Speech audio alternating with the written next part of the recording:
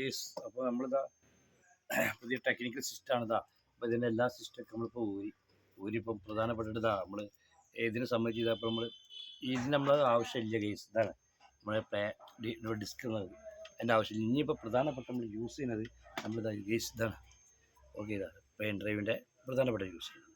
അപ്പം അതിൻ്റെ ഒരു വീഡിയോസാണ് നമ്മൾ കാണിച്ചത്. അപ്പോൾ ഇത് സംബന്ധിച്ച് ചെക്ക് ചെയ്താൽ ചിലത് കണ്ടില്ലേ.